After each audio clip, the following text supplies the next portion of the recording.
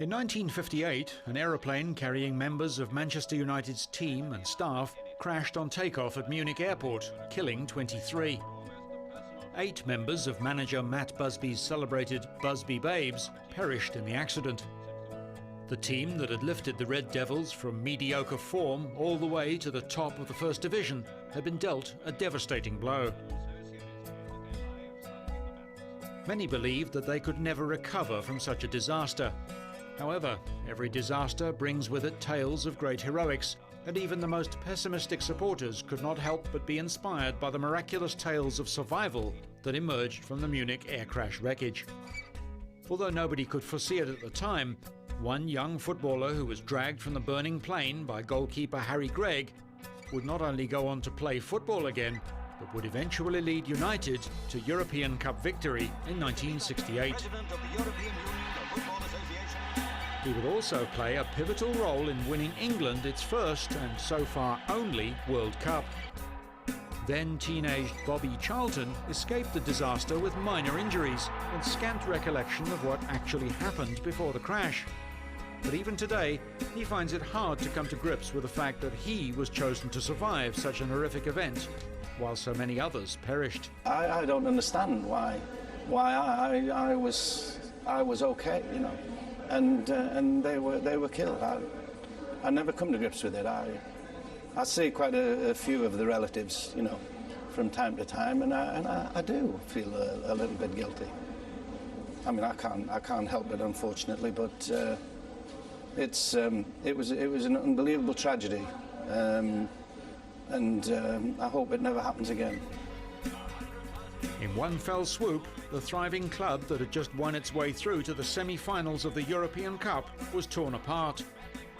Not surprisingly, Manchester United's European Cup dreams stalled at the next hurdle, and the club set about the monumental task of rebuilding the team. If there was a man Busby could rely on in his club's hour of need, it was Charlton. In fact, it wasn't long before he was drafted into the England team, where he set about forging a reputation as one of his country's greats. In a storied career that spanned 3 decades, Charlton's crowning moment came in 1966, when England hosted the World Cup. Charlton had been a key player in England's qualifying matches, but was well checked by West Germans Fritz Beckenbauer in the final.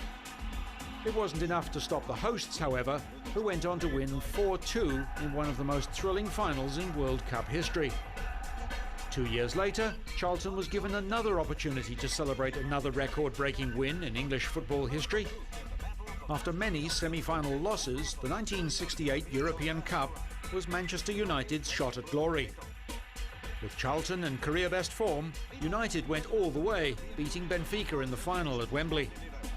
United took the final 4-1, with Charlton one of those finding the back of the net. Only 10 years after Matt Busby had seen his dream team destroyed, Bobby Charlton helped him achieve the impossible with Man U's miraculous resurrection.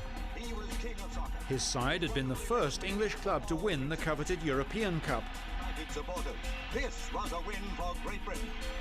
In 1970, Charlton announced his retirement from the English national team after playing 106 times for his country. 3 years later, he retired from football altogether and played his last game for United in 1973. It was something special, it was something really personal. He played a remarkable 758 times for the Red Devils, a record that remained unmatched until very recently, when Ryan Giggs played his 759th game against Chelsea in the Champions League final in May of 2008. Since retiring, Charlton has spent most of his time on the board of directors for Manchester United, which he joined in 1984.